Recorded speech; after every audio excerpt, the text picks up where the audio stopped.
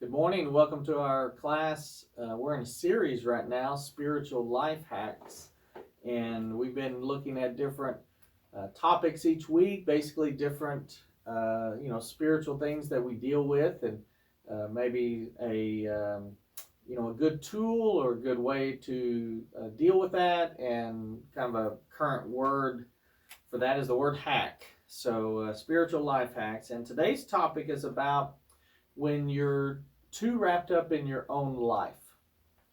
And so, a word for that would be the word selfishness. And the definition of selfish is lacking consideration for others. So, it's kind of an ongoing, lifelong challenge we have in that obviously you have to take care of yourself.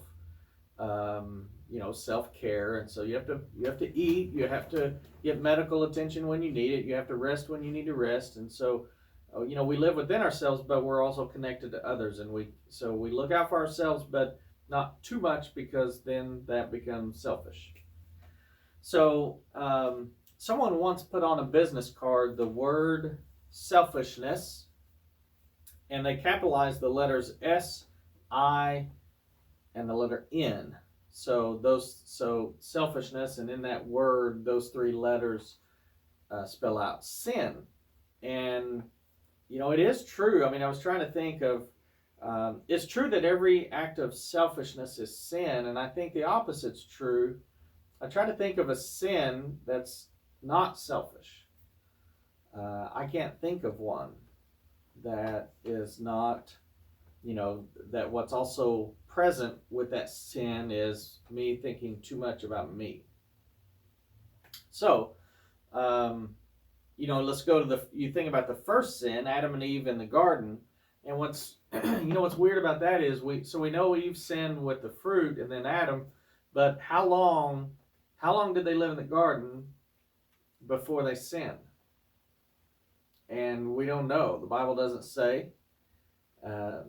It could have been a day, could have been a year, I suppose. Maybe not a year. I don't know how long it was. I don't think it was very long, personally. But during that time that they are, before they sin, they're innocent, and they're in fact they didn't even know they were naked, but it didn't bother them. They didn't. It's kind of weird. They knew they were naked, but they didn't know any different, and they had no shame, and they had no, and so it makes me think of a child. You've seen children. Our grandson right now, Noah, he's full on toddler, and so he runs.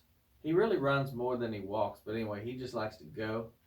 And when you change his diaper, it's like imagine you've seen it. You've seen the rodeo deal where they calf roping. They slide, they go on their horse, they slide off the horse, they get on this calf, and they throw that calf over, and they're trying to tie up his feet. That's what it's like changing a diaper with Noah. It is full on. You better, if you don't have someone helping you, you better have all your ducks in a row. And anyway, he is a live wire. So once in a while, after you clean him up, you're trying to put a fresh diaper on him, he'll get loose before you get that diaper on him. And he's running. He's off to the races. And he has no qualms about that. That doesn't bother him at all. At all. And so, but that innocence, that's how Adam and Eve were in the garden until they became selfish. So when Eve, that first sin was about, the devil planted that seed of doubt and that temptation. That God doesn't want you to eat of this fruit because you'll be like him. And so anyway, then came selfishness, and then came sin. So I want to share a quote from this book that we've been drawing on as a resource. The quote is, they, meaning Adam and Eve, they became painfully self-conscious and sinfully self-protective.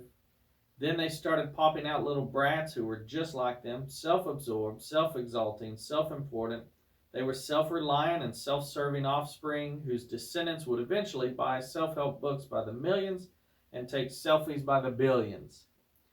And that, there's a lot of truth in that quote. Now, I want to say that self-help books are not bad in and of themselves. And trying to better yourself is not bad, and taking a selfie is not bad. None of those are just by themselves bad. However, it is true, like in our current day, that the whole deal of, I mean, we have the deal about selfies is, quickly can become selfish and not helpful. But selfishness is just something that we continually battle. Incidentally, when you look at let me ask this: when you look at a group picture that you are in, somebody took a picture of a group and you're in that group, don't you first go and find your face? I go and I find my face and I look at how did I look in this picture, and more times than not, is a bad picture because it makes me look fat, or it was unflattering, or something that I don't think I look like that. I don't like photos hardly in general, anyways, and some of it for that very reason. But it is interesting how when you take a selfie, whether it's with a filter or not, you aren't going to publish that until it's prettied up, until it's looking the best you think it could look, or in a way that you think everyone else would admire, and then you're willing to post it. Then you're willing to publish that.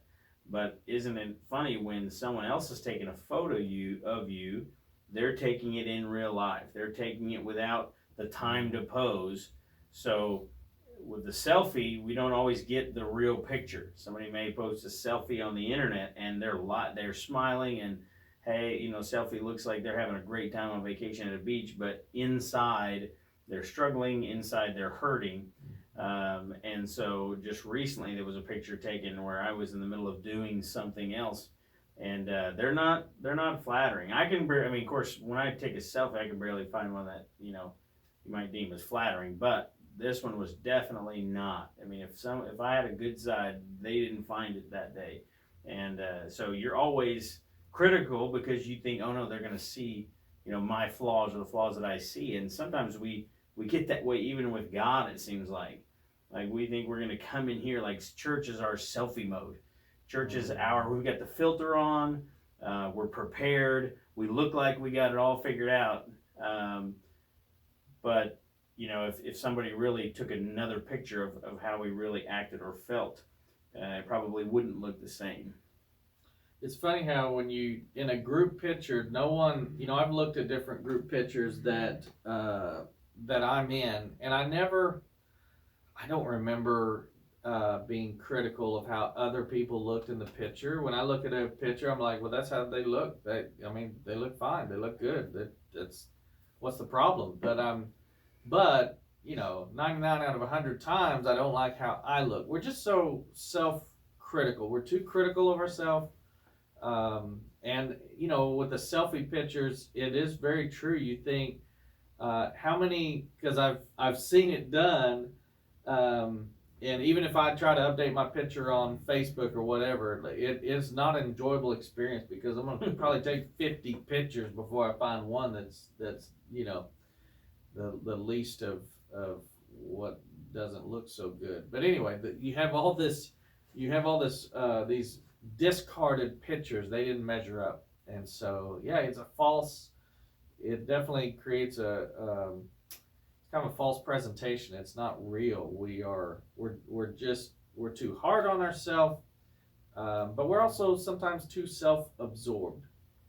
But someone made the statement once that says the statement was, "Be kind, for everyone you meet is fighting a hard battle."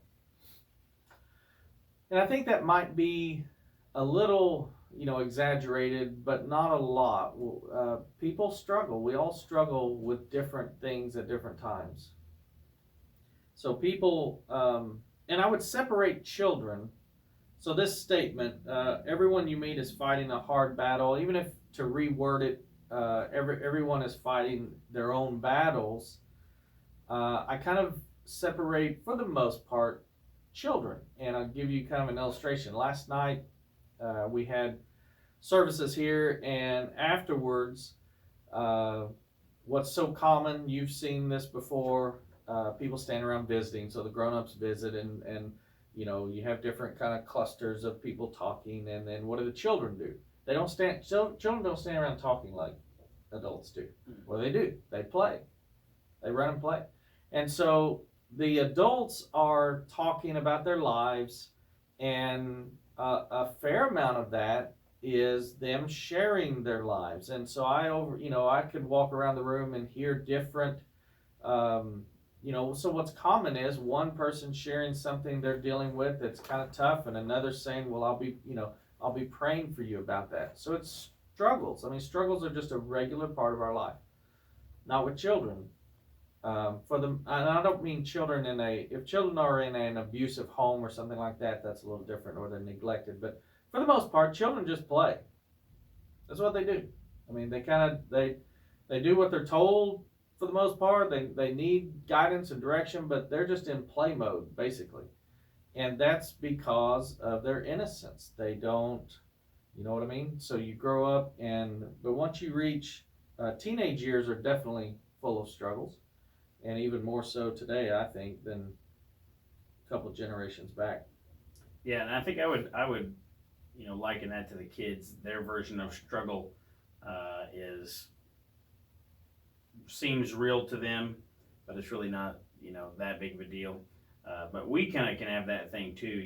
When you're we'll say things, oh man, it was so horrible, and sometimes we can over exaggerate the problem too.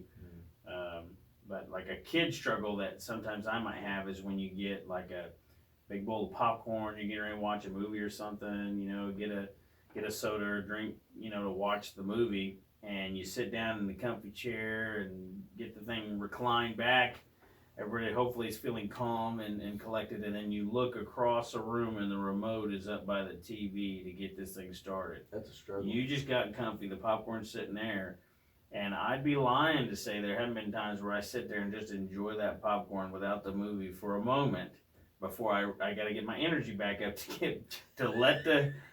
I got to get my mind work back up anyways to go. But sometimes, struggles aren't as bad as they seem. And so that would be kind of the ones that, kind of fall by the wayside. But you know what happened to us the other night? We have, for our television provider, we use YouTube TV, so it's comes through the Wi-Fi, it's streamed, and the other day it was acting up and it would not play a show, and so it's having trouble. I don't know what's wrong, but so I jumped over to Netflix, and lo and behold, Netflix was having the same trouble. So I was having trouble with my internet somehow, and could not get it working properly, and I had to get up and, as a last resort, get up and get a DVD of a show we like and actually put it in the player and push play, and it was a hardship.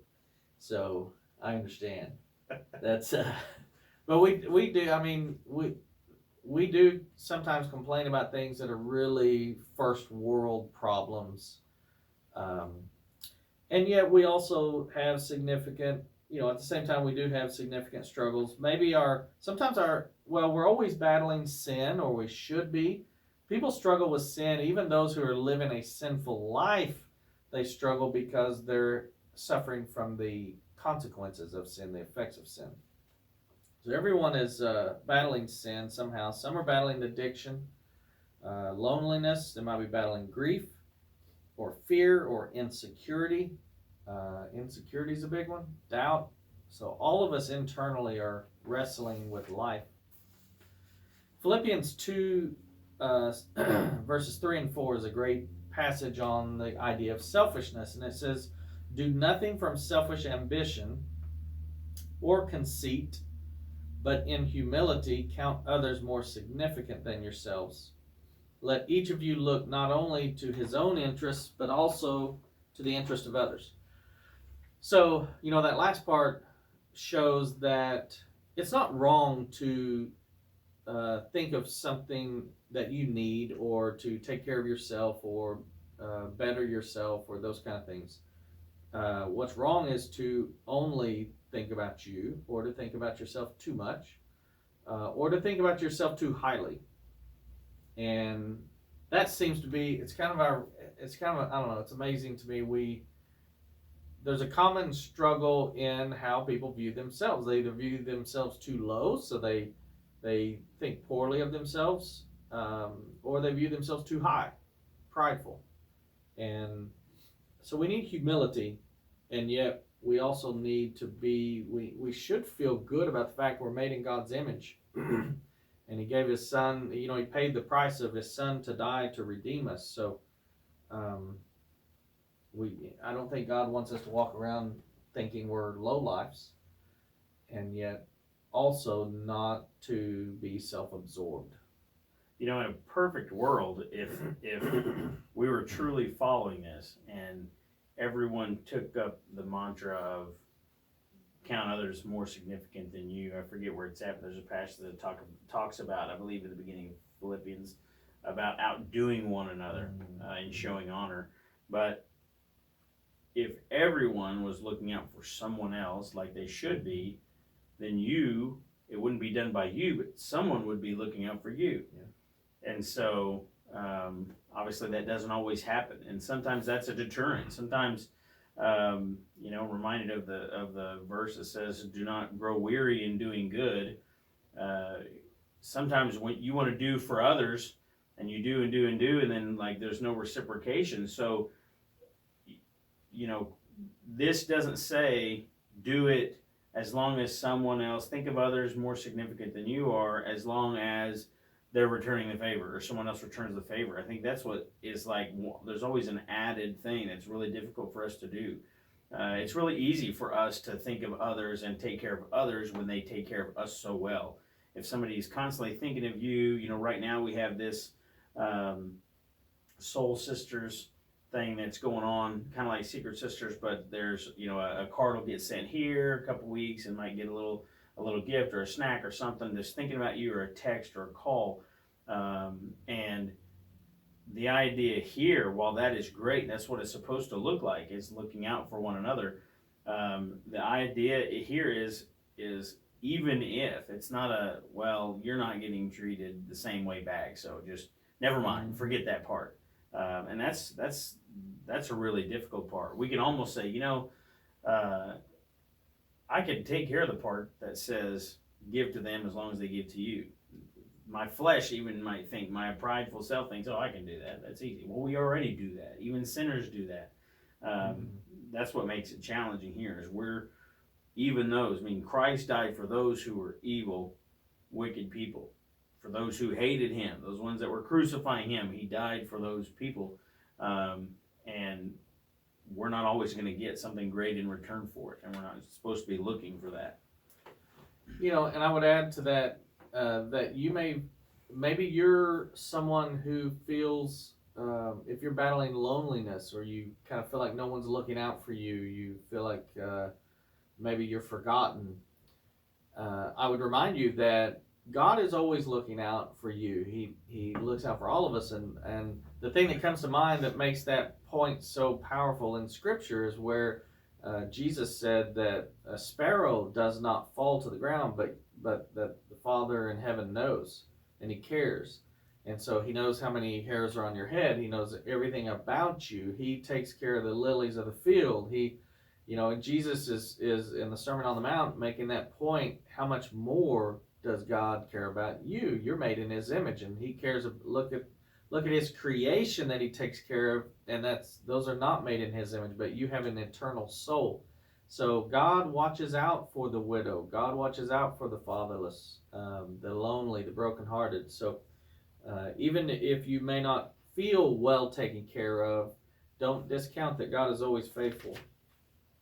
So, a couple hacks. I'll start by sharing the one from the book. The author talks about how one day an acquaintance of his that he knew fairly well, but he didn't really know his life story. He just kind of had an opportunity, and he asked the man to share with him about his life. And so the man did, and the author learned quite a bit. He learned about tragedies in the man's life, at different times, different significant tragedies. And he also learned of God's grace and God's faithfulness to this friend.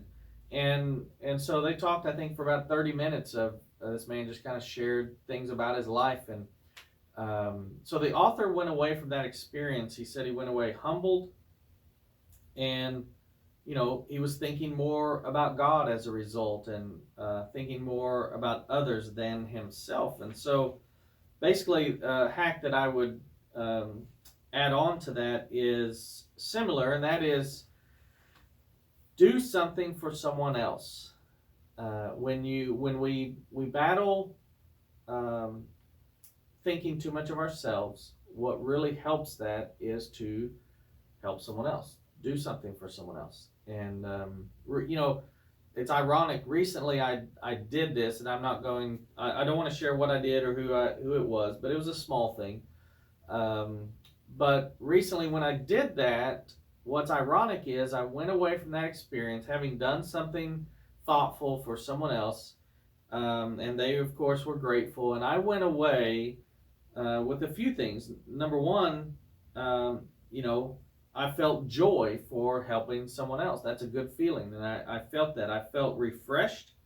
There was that amount of time that I wasn't consumed with either my own problems or pursuing my own dreams or whatever. I was thinking of someone else. So, it's refreshing. It energizes you to help someone else. And I've experienced that, a number of times. You have to, probably plenty of times it ought to click with us.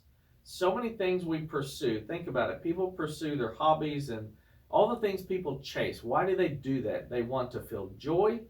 They want to feel refreshed. They want to feel energized. People do it at sporting events. They do it whatever they love to do. They love the feeling. And it's ironic. And God tells us, if you'll just help another person, you will experience those things.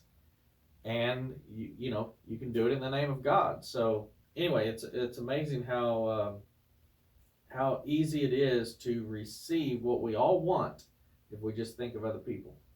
Another kind of just jumping off of that, another idea is a lot of the things that we're called to do is opposite of the flesh, which is obviously not really that surprising. But when we think of, like you mentioned, when you're somebody that is feeling lonely,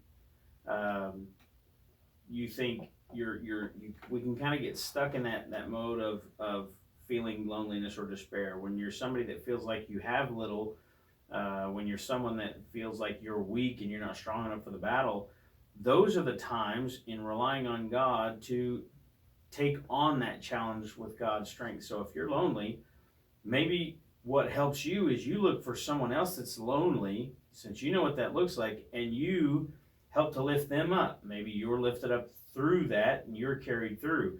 I think of the widow and her two mites, someone who had nothing. She gave everything spiritually because she put her faith in God. Or I think of David and Goliath, the most unlikely of characters, ended up slaying the giant and helping turn the tide for the war. There were much bigger, taller people than he, and had the armor and the weapons that you would think would win wars. But David relied and trusted on God. So if you feel like you're weak, be someone else's strength. Ask God for you to be the strength of someone else's life. Whatever it is that you're struggling with, be that for someone else. And I would think that you would find tools and ways through Scripture or through that process to help you be lifted up. Maybe you find joy and you realize, man, maybe really what I was missing this whole time was joy. Maybe what I was missing was grace or forgiveness or whatever. So if you feel like you're lacking, try to be that for someone else and see if that doesn't help you in your own struggles. And it also should help feeling purpose. That's a powerful, powerful thing when you realize, I was useful.